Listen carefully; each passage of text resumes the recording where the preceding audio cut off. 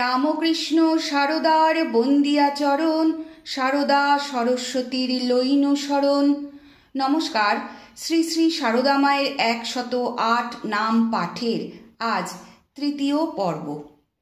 ধ্যানরতা সারদার সুকোমল মুখে ভাসে জগদ্ধাত্রীরূপ রাম ঘোষাল চোখে। জ্ঞানদা ইনিও যে সারদা সরস্বতী, কহেন শ্রীরামকৃষ্ণ ও আমার শক্তি। ভবতারিণীর রূপে দেখিবারে পাই, আনন্দময়ী রূপ দেখি যে সদাই।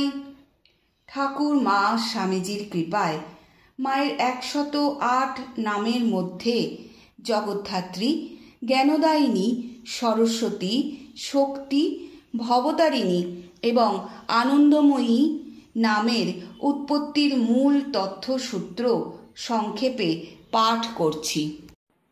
জগদ্ধাত্রী শ্রী শ্রী মায়ের ছেলেবেলার সঙ্গিনী শ্রীমতী অঘোরমণি দেবীর কথায় একবার জগদ্ধাত্রী পুজোর সময় হলদেপুকুরের রামহৃদয় ঘোষাল উপস্থিত ছিলেন।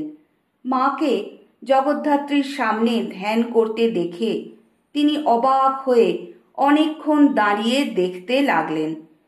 কিন্তু কে জগদ্ধাত্রী, কে মা, কিছুই ঠিক করতে পারলেন না।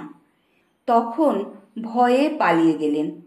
পরবর্তীকালে কৃপাময়ী মা স্বামী হরিপ্রেমানন্দ, স্বামী অরূপানন্দ, চন্দ্রমোহন দত্ত ও সেবিকা বাসনাবালা নন্দীকে জ্যোতির্ময়ী জগদ্ধাত্রী রূপে দর্শন দিয়ে তাঁদের মানব জীবন ধন্য করেছেন।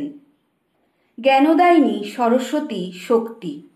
শ্রী শ্রী রামকৃষ্ণ শ্রী শ্রী মায়ের স্বরূপ বর্ণনা করেছেন ও সারদা সরস্বতী জ্ঞান দিতে এসেছে ও জ্ঞানদায়িনী মহাবুদ্ধিমতী, ও কি যে সে, ও আমার শক্তি।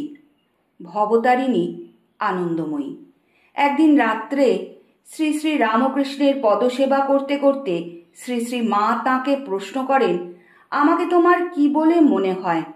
ঠাকুর উত্তর দিলেন, যে মা মন্দিরে আছেন তিনি এই শরীরের জন্ম দিয়েছেন ও এখন নহবতে বাস করছেন, আর তিনিই এখন আমার পদসেবা করছেন। সাক্ষাৎ আনন্দময়ীর রূপ বলে তোমায় সর্বদা সত্য সত্য দেখতে পাই। জয় মা।